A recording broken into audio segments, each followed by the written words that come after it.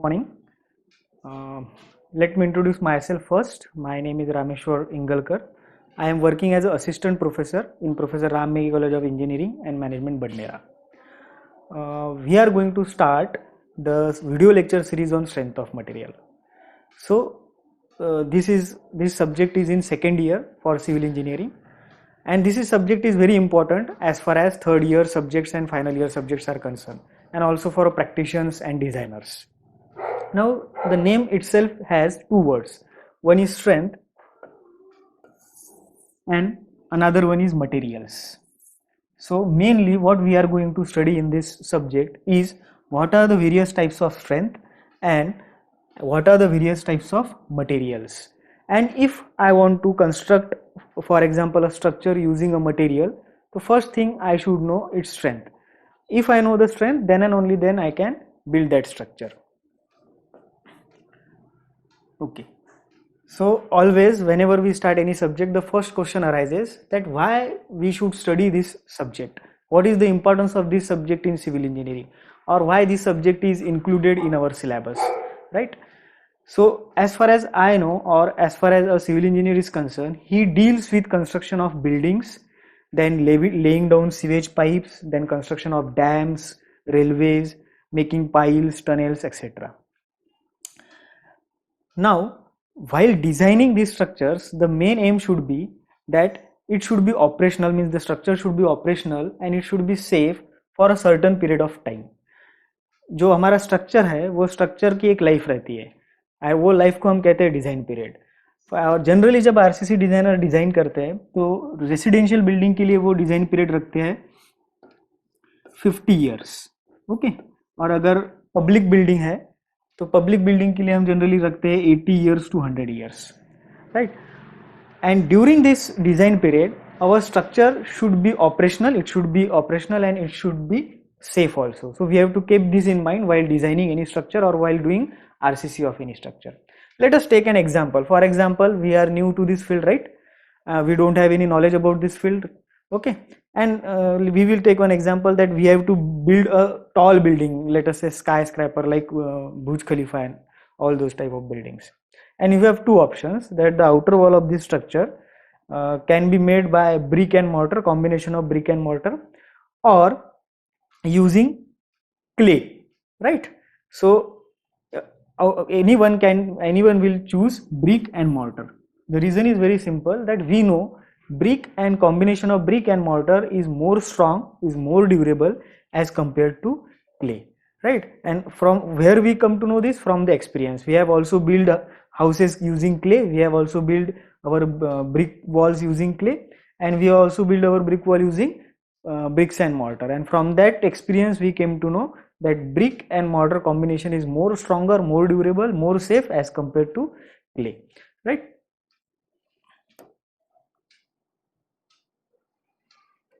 Okay. All these basic properties will be covered in strength of materials, solid mechanics, also known as solid mechanics. Even this is the base subject for further subject like structural analysis, then design of RCC, then steel, and these applications are used in soil mechanics and transportation engineering, and hence it is the basic and mandatory subject in civil engineering that will be used forever. There are some terms which we have to calculate repeatedly in our civil engineering syllabus or in other subjects other than these subjects. For example, there is strength of material, then there is design of RCC structure, design of steel structure, and in all those structure we have to calculate some terms like shear force, bending moment, deflection, dead load, live load, steel reinforcement in concrete, and so on. And we have to calculate it repeatedly. हमें इसे बार बार calculate करना पड़ता है. और ये सब चीज़ें हम कहाँ सीखेंगे? ये सब चीज़ें हम स्ट्रेंथ ऑफ मटेरियल में ही सीखेंगे. So it is very important that we should have a deep knowledge of this subject so that the subject coming in the syllabus will be easy for us.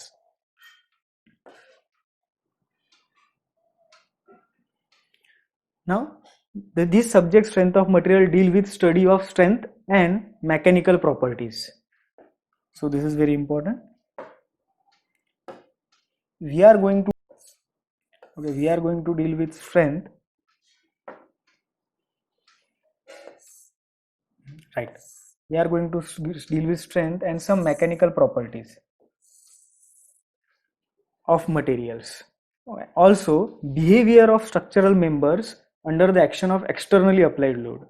अब ये structural members क्या होते हैं? For example अगर एक घर है तो जनरली घर में हम क्या कंसिडर करते हैं? We consider beam, column, slab and footing, right? So these are structural members.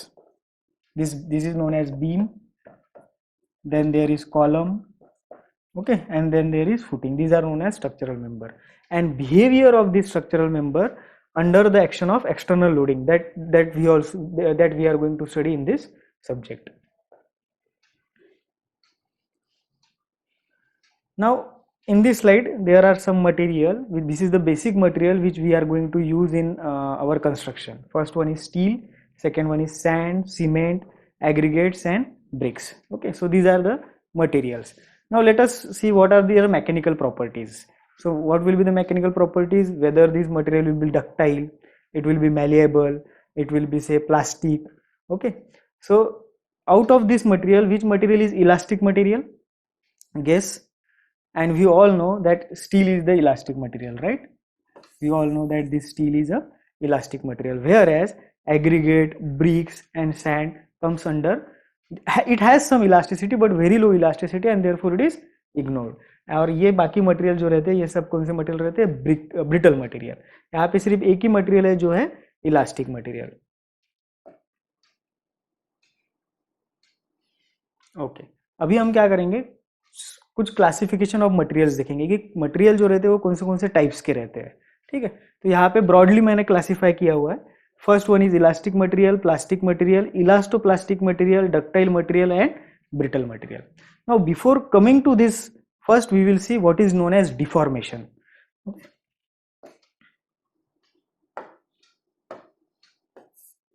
What is known as deformation? Now deformation means what? Deformation means changing shape and size of a member when external load is applied. For example, if this is say eraser, and if I apply external load, means let us say I am applying load like this, and this eraser is deforming, it is bending. This bending is also known as deformation. Or if I compress it, if you can see its length is decreased, right? Means its size is changed. This is also known as deformation. If I pull it, this is also known as its length is increased. This is also known as deformation. Okay, so you got what is external loading? The load which I am applying, the load which I am applying is known as external loading, and due to this external loading there is change in shape and size. This term is known as deformation. Okay, now the first material is elastic material. तो हम कौन से material को elastic material बोलेंगे? जो material पे for example let us से this is eraser, और यहाँ पे हमने फिंगर से लोड अप्लाई किया. ठीक है, अभी हमने फिलहाल लोड अप्लाई नहीं किया इसलिए ये स्ट्रेट है. जब हमने इस पे लोड अप्लाई किया तो ये क्या हो गया? बेंड हो गया. बेंड हो गया यानी डिफॉर्म हो गया. और जैसे हमने ये लोड को रिमूव कर दिया उसने शेप अपने आप रिगेन कर लिया. इसे हम कहेंगे इलास्टिक मटेरियल. यानी इलास्टिक मटेरियल मींस कौन सा मटेरियल? ऐसा material when load is applied it will deform, and when load is removed it will regain its original shape and size. Such material is known as elastic material. इसका best example जो है वो है row and बो. अगर जब हम उसको खींचते हैं it get deforms, it get bend, और जैसे हम उसको रिलीज कर देते हैं it will gain it's original shape and size. Next material is plastic material. Plastic material means what? कि जब हम कोई स्ट्रक्चर पे लोड अप्लाई करते हैं, फॉर एग्जांपल ये हम एक मटेरियल लेते हैं जो प्लास्टिक है, इस पे हमने लोड अप्लाई किया. लोड अप्लाई करने के बाद क्या होगा? बट ऑब्वियस हमें पता है कि वो डिफॉर्म होगा, बेंड होगा, तो वो भी बेंड हो गया यहाँ पे, राइट? इसने अपना शेप और साइज चेंज कर दिया. लेकिन जब मैंने इस पे से लोड उठा लिया, लोड रिमूव कर लिया, तो उसने अपनी शेप वैसी रखी, वापस उसने रिगेन नहीं की. तो such material is known as plastic material. Means when load is applied it will get deformed, and when load is removed it will not regain its original shape and size, it will remain as it is. Such material is known as plastic material. तो इसका एक example देखते हैं हम. जैसे elastic material का example कौन सा है? रबर बैंड है, स्टील है. ठीक है, अगर मैं आपको पूछूं कि स्टील रॉड्स है और रबर बैंड है, दोनों में से ज्यादा इलास्टिक कौन सा है, तो आप में से बहुत का आंसर रहेगा कि rubber band is more elastic, but actually steel is more elastic. steel rods are more elastic as compared to rubber bands, and that we will see in detail why steel rods are more elastic as compared to rubber bands. Now we will come to plastic material. For example, this is, let us consider this is elastic material, though it is plastic, but I will explain you how it is elastic material. So for example, I have, and if I apply an external load on this, what will happen? It will bend, it will deform, और जैसे ही ये load को मैं remove कर देता हूँ, it will regain its original shape and size, right? This is known as elastic material. अब हम इसके बारे में करके देखते हैं. अगर मैं इसको लेता हूँ और इस पे लोड अप्लाई करता हूँ, what will happen? It will bend, right? और लोड जब रिमूव कर देता हूँ तो it will remain as it is. उसने अपना ओरिजिनल शेप और साइज रिगेन किया क्या? नहीं किया. तो इसे हम कहेंगे प्लास्टिक मटेरियल. प्लास्टिक मटेरियल के एग्जांपल्स क्या है? जैसे clay. Clay is a plastic material. अगर हम क्ले में अगर फिंगर दबाते हैं, इम्प्रेस करते हैं, तो वहां पे एक डिप्रेशन आ जाएगा, और जैसे ही फिंगर निकालते हैं तो डिप्रेशन वापस अपने जगह पे आ जाता है क्या? नहीं, वो वैसे ही रहता है. So that is known as plastic material. Next is elastoplastic material. ऐसा मटेरियल जिसमें इलास्टिसिटी भी है और प्लास्टिसिटी भी है. और इसमें क्या होता है कि जैसे फॉर एग्जांपल स्ट्रॉ हम कंसिडर करते हैं, और स्ट्रॉ में अगर हम स्ट्रॉ को यहाँ से बेंड करते हैं फॉर एग्जांपल, तो अगर मैंने यहाँ से बेंड किया तो स्ट्रॉ ऐसी बेंड हो जाएंगी, और जब मैंने लोड रिमूव किया तो वो वापस ऐसी आएंगी. वो वापस एक्चुअली कहाँ पे आनी चाहिए? यहाँ पे आनी चाहिए, लेकिन वो वापस यहाँ पे आएंगी नहीं, वो वापस यहाँ तक ही आ जाएंगी. तो क्या हो रहा है कि जब मैं लोड अप्लाई कर रहा हूँ वो डिफॉर्म हो रहा है, और जब मैं लोड निकाल रहा हूँ तो it is regaining it's shape and size, लेकिन 100% रिगेन नहीं करता, फुल्ली रिगेन नहीं करता. इसलिए हम इसे क्या कहेंगे? Elastoplastic material, right? Then we all know about ductile material. Ductile material या डक्टिलिटी यानी ऐसी प्रॉपर्टी फ्रॉम विच, यानी फॉर एग्जांपल एखाद्या मटेरियल को अगर हम थिन वायर में कन्वर्ट कर सकते हैं तो we say that this material is a ductile material, right? वैसे ही मैलेबिलिटी का है. अगर हम कोई मटेरियल को थिन शीट में कन्वर्ट कर सकते हैं तो हम उसे कहते हैं इट इज मैलेबल मटेरियल, और it has malleability property, right? तो ये हमने अभी तक देखा है, ठीक है. लेकिन इससे आगे जब हम डक्टिलिटी के बारे में बात करेंगे, या जब हम आरसीसी या स्ट्रक्चरल डिजाइनर से बात करेंगे डक्टिलिटी के बारे में, तो कुछ अलग रहेगा. अब डक्टिलिटी यानी क्या है? अभी तक हमारे लिए डक्टिलिटी क्या थी? कि ऐसा मटेरियल या ऐसी प्रॉपर्टी जिससे हम कोई भी मटेरियल को थिन वायर में कन्वर्ट कर सके. लेकिन इसके आगे क्या रहेगा? Which can go large deformation before failure. यानी फॉर एग्जाम्पल अगर हम रबर बैंड लेते हैं, रबर बैंड की length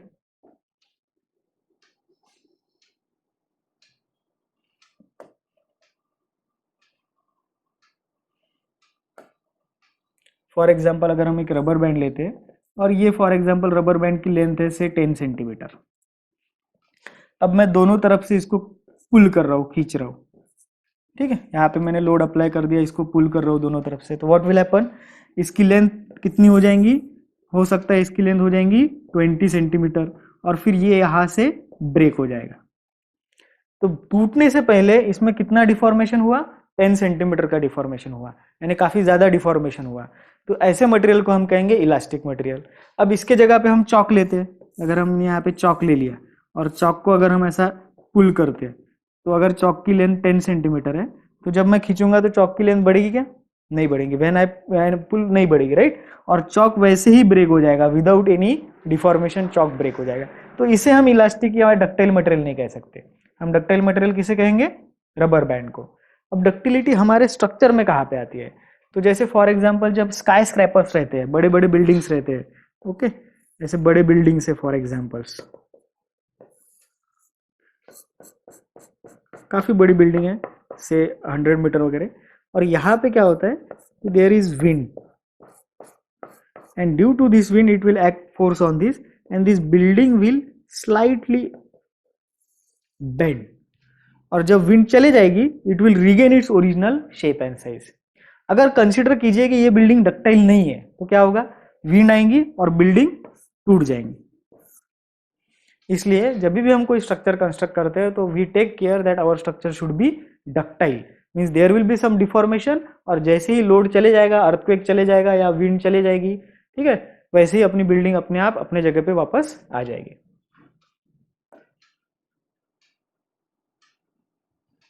next is brittle material. Brittle material means a material which fails without any deformation. For example, bricks. अगर आप brick को तोड़ने जाएंगे तो वो पहले डिफॉर्म होगी नहीं, उसका शेप और साइज कभी चेंज नहीं होगा. Without changing its shape and size means without deforming, brick जो है वो टूट जाएगी. Similarly chalk is also a brittle material. Now we will see some of the mechanical properties of materials. Now there are mechanical properties like elasticity, plasticity, ductility, malleability, stiffness, brittleness, hardness and toughness. We know about elasticity. Elasticity means when external load is applied it will deform, and when external load is removed it will regain its original shape and size. Plasticity क्या होता है कि जब external load हम apply करते हैं तो वो डिफॉर्म होता है, बेंड होता है, लेकिन जब लोड निकाल लेते हैं तो वो अपना शेप और साइज रिगेन नहीं करता. डक्टिलिटी यानी क्या होता है? Ductility means yes when it can be converted into thin wire, but a material is ductile और a structure is ductile if it deforms considerably before failing. अब ब्रिटलनेस क्या होता है? ब्रिटलनेस मीन्स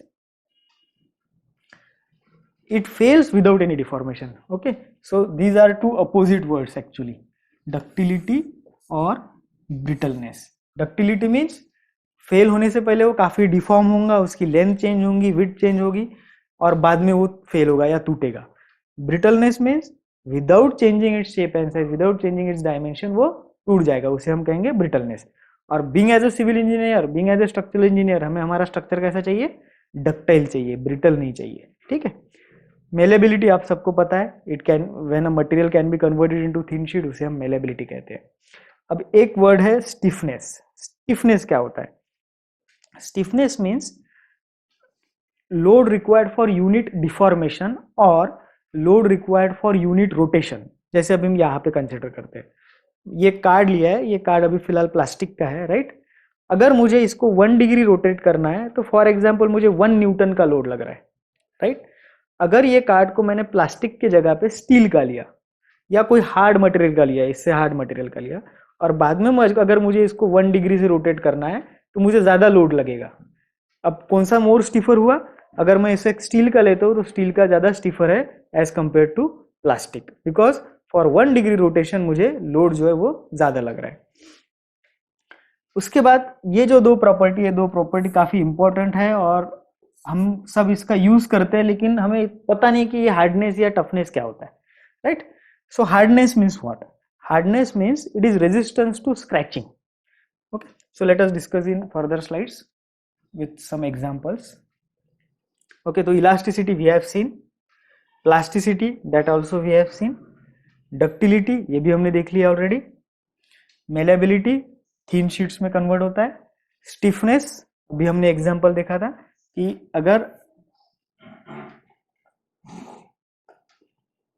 अगर हम कोई मेंबर लेते हैं, जैसे फॉर एग्जांपल ये मेंबर लिया यहाँ पे, ये बना हुआ है स्टील का और ये बना हुआ है वुड का, और यहाँ पे हम लोड लगा रहे हैं, और लोड कब तक लगाएंगे? जब तक इसमें यूनिट रोटेशन नहीं हो जाता, मीन्स ये जो है ये थीटा 1 डिग्री नहीं हो जाता. ओके, ये थीटा 1 डिग्री नहीं हो जाता. तो ये 1 डिग्री थीटा करने के लिए वुड में अगर मुझे 10 न्यूटन का लोड लगेगा तो स्टील में मुझे हो सकता है कितना का लोड लगेगा? 20 न्यूटन का लोड लगेगा. तो अब कौन स्टीफ है ज्यादा? Steel is more stiffer as compare to wood. Okay, so हमें स्टिफनेस का भी अभी डेफिनेशन क्लियर हो गई है. Next is brittleness. ब्रिटलनेस मैंने बताया कि विदाउट एनी डिफॉर्मेशन अगर कोई फेल हो जाता है तो उसे हम कहेंगे brittleness. Hardness, resistance to scratching. For example अगर हम लेते हैं, फॉर एग्जाम्पल अगेन एक वुडन ब्लॉक लिया हमने which is made up of wooden ball block, and दूसरा हम लेंगे स्टील ब्लॉक. ठीक है, और अगर मुझे एक पिन लेके इस पे स्क्रैच करना है, ठीक है, तो अगर मैं सेम लोड अप्लाई करता हूँ, फॉर एग्जांपल यहाँ पे भी 10 न्यूटन का लोड अप्लाई करता हूँ, यहाँ पे भी 10 न्यूटन का लोड अप्लाई करता हूँ, और यहाँ पे मुझे स्क्रैचिंग करनी है, तो किस में ज्यादा स्क्रैचिंग होंगी? वुड में ऑब्वियसली ज्यादा स्क्रैचिंग होंगी. इसका मतलब wood is less harder as compare to steel material. Got it? Next is toughness. Toughness means resistance to shock or resistance to impact. Okay, impact means sudden loading. One is gradual loading. For example, if I am pressing on this table, this is gradual loading. And if I am dropping this eraser on this table, this will be known as impact. तो toughness कहाँ पे रहता है? जैसे for example अगर हम cycle की chain लेते हैं, it is subjected to pull, push, and also the impact, right? So the toughest material in a bicycle is chain material. Then we will see what are known as external loads. जो structure पे external loads कौन से आते हैं, right? So there are, briefly अगर हम देखेंगे तो there are two types of load. One is vertical load and another one is horizontal load, also known as longitudinal load. अब वर्टिकल लोड्स मीन्स कौन से होते हैं? तो फॉर एग्जाम्पल स्ट्रक्चर अगर हम देखेंगे तो structure is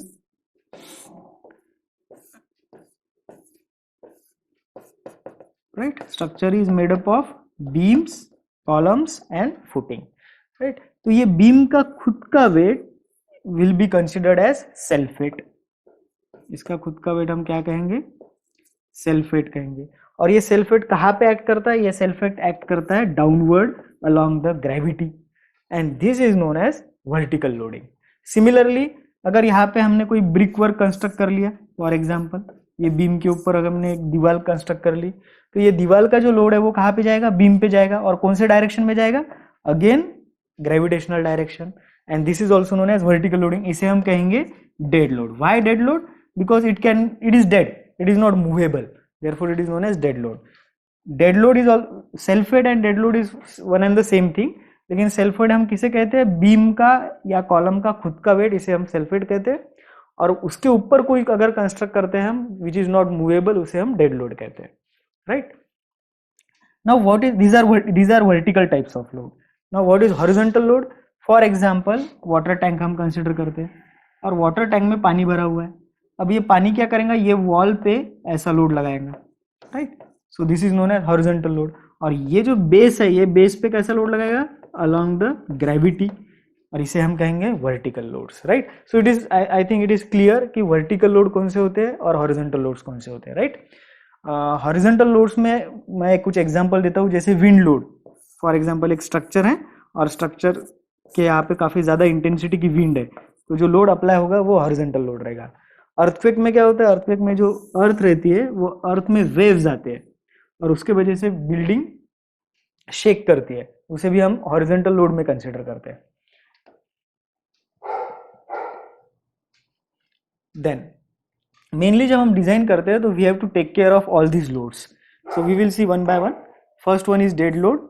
as explain, the load which is not able to move anymore is known as dead load. Dead load is also, self weight is also known as one of the type of dead load. The next is import load and live load. Anything which is movable. For example, अगर मुझे एक residential building बनानी है और उसमें 10 human being रह रहे हैं, तो all those human beings are live load. Chairs, tables, furniture which can be moved is known as live load. For example, if there is a heavy machine, we will consider it in dead load because that machine is not easily movable. But anything which is easily movable, we will consider it in a live load. Then we have discussed about wind load. It is a horizontal type of load. Then in the region like say Kashmir, there is snow load also. Here you can see the example of snow load. Then earthquake loads in earthquake prone areas, and there are some special loads. For example, in factory there are cranes. Okay, they will come under special load. Now, how this load act on the structure? We have seen there are two types of load: vertical, horizontal. We have also seen that there is dead load, live load, impact load, right? Imposed load, then earthquake load, wind load. But how these load act on the structure? This is very important, and this we have seen in engineering mechanics already. We know that there is uniformly distributed load, there is concentrated load or point load, and there is uniformly varying load. You all are aware of these loads in engineering mechanics. But my question is, have you really seen this load in actual? कभी आपने देखा है कि ये ऐसा point load है या ये यूनिफॉर्मली डिस्ट्रीब्यूटेड लोड है या फिर ये यूनिफॉर्मली वेरिंग लोड है? शायद आपने देखा होगा, but here we will see this load along with some examples. So first we will see about uniformly distributed load. अब यूनिफॉर्मली डिस्ट्रीब्यूटेड लोड क्या होता है वो हम देख लेते हैं. फॉर एग्जांपल, ये एक बीम है और ये बीम के ऊपर एक आदमी है जिसका वजन फॉर एग्जांपल 50 किलो है. और ये अगर ये बीम के ऊपर खड़ा है तो इसका लोड कैसा आएगा, एक्ट करेगा पॉइंट लोड के जैसा एक्ट करेगा। और अगर ये इसके ऊपर सो गया है तो ये कैसा हो जाएगा, इसका पूरा जो लोड है 50 किलो का वो क्या हो गया, डिस्ट्रीब्यूट हो गया है। तो इसे हम कहेंगे uniformly distributed load, right. So if it is standing at one point, all the load, all 50 kg load is concentrating at this point, and if it is sleeping it will get distributed over the length.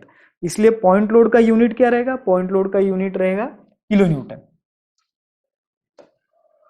Point load का unit क्या रहेगा, kilo Newton, okay, या फिर Newton या फिर KG. Uniformly distributed load का unit क्या रहेगा, इसका यूनिट रहेगा किलो न्यूटन पर मीटर या फिर केजी पर metre, so on, and same with uniformly varying load, right। अब इसके एक्चुअल एग्जांपल्स क्या है, तो इसके एक्चुअल एग्जांपल अगर हमें देखना है तो फॉर एग्जांपल ये बीम है, राइट, और ये बीम के ऊपर ये वॉल है, और ये वॉल का जो लोड है वो पूरे बीम पे डिस्ट्रीब्यूटेड है। तो ये कैसे एक्ट करेगा यहाँ पे, like this, uniformly distributed load in kilo Newton पर मीटर। ये यहाँ पे क्या है, दो सपोर्ट्स है ना, ऐसा आपने देखा है इंजीनियरिंग मैकेनिक्स में, इसे हम सिंपली सपोर्टेड बीम भी कहते हैं, दो सपोर्ट्स रहते हैं और उसके ऊपर लोड रहता है, right. So this is example of uniformly distributed load. अब हम देखेंगे पॉइंट लोड। ये पॉइंट लोड एक्चुअल कंस्ट्रक्शन में कहाँ पे आता है, तो ये आपने देखा है, ये बीम है, ये पॉइंट लोड है, ये ऐसा बीम है हमारा, राइट, और ये बीम पे से ये दूसरा बीम यहाँ पे गया है जिसके ऊपर लोडिंग है। अब इसका लोड यहाँ पे कैसे ऐड करेगा, एज अ पॉइंट लोड करके ऐड करेगा। इसका जितना, फॉर एग्जांपल इसका वेट है 50 केजी, तो यहाँ पे कितना आ जाएगा 25 केजी, और वो साइड में कितना चले जाएगा 25 केजी। तो यहाँ पे ये कैसे करके ऐड कर रहा है, पॉइंट लोड करके ऐड कर रहा है। Another example is this, see this is a beam, और ये बीम पे से बीच में से ही कॉलम चालू हो रहा है, इसके हम फ्लोटिंग कॉलम कहते हैं। तो ये जो कॉलम का लोड है वो कैसे ऐड कर रहा है, downward on the beam, it is acting as a concentrated load. और इसका यूनिट हम क्या कंसिडर करते हैं, इसका यूनिट हम कंसिडर करते हैं किलो न्यूटन। इसका यूनिट क्या रहेगा, किलो न्यूटन रहेगा।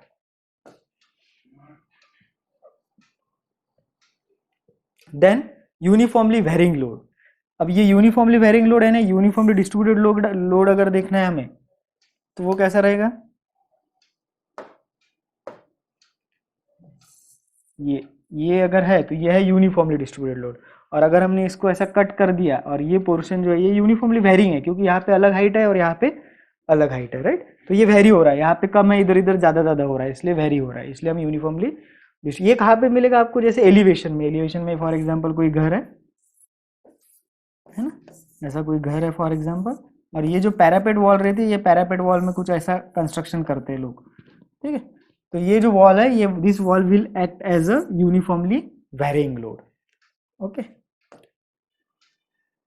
So this all comes under external load.